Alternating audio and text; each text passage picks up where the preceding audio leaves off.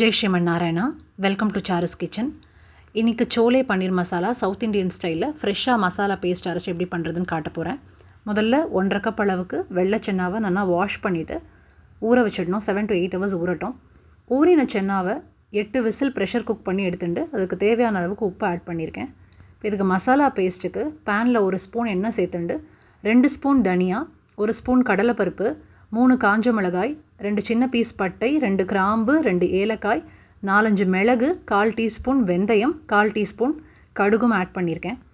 இதை ஸ்லோ ஃப்ளேமில் வறுத்துனதுக்கப்புறம் ஒரு 4-5 பீஸ் தேங்காய், 5-6 முந்திரி பருப்பும் சேர்த்து ஒரு நிமிஷம் வறுத்துட்டு அதை நல்லா ஆறினதுக்கப்புறம் மஞ்சள் தூள் 1/4 டீஸ்பூன், மாங்காய் பொடி, அதுதான் புளிப்புக்கு, தக்காளி எதுவும் சேர்க்க போகிறதில்ல. ஸோ 2 ஸ்பூன் மாங்காய் பொடி சேர்த்து நல்ல வெண்ணெய் மாதிரி அரைச்சாச்சு.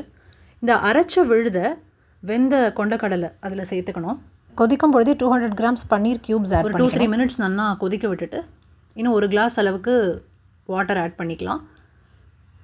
1/2 டேபிள் ஸ்பூன் அளவுக்கு பவுடர் பண்ணின வெல்லம், கசூரி மேத்தி, காஞ்ச வெந்தய இலை 1 டேபிள் ஸ்பூன் அளவுக்கு சேர்த்து ஒரு 2 minutes கொதிச்சதுக்கப்புறம் ஃப்ளேம் சிம் பண்ணியிருக்கேன். இப்போது இது ஸ்மோக்கி ஃப்ளேவர் வரத்துக்கு சின்ன பீஸ் கறிக்கட்டை எடுத்துட்டு அதை நல்லா வாட்டியிருக்கேன் நெருப்பில். ஒரு சின்ன கப்பில் இந்த கறிக்கட்டை வாட்டின கறிக்கட்டை சேர்த்து அதில் 2 டேபிள் ஸ்பூன் அளவுக்கு நெய் சேர்த்துருக்கேன்.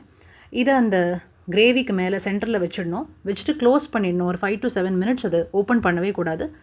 அதுக்கப்புறம் நல்லா பொடியாக கட் பண்ணின கொத்தமல்லி தழை ஆட் பண்ணிவிட்டு அந்த கறிக்கட்டை நம்ம சுட்டதில் நெய் சேர்த்துருந்தோம் இல்லையா, அந்த நெய்யும் இதில் விட்டுடலாம். ரொம்ப டேஸ்டியான சோலே பன்னீர் மசாலா அந்த ஸ்மோக்கி ஃப்ளேவரோட ரெடி ஆகிடுது. வேறு எந்த மசாலா பவுடரும் நம்ம ஆட் பண்ணலை. ட்ரை பண்ணி பாருங்கள்.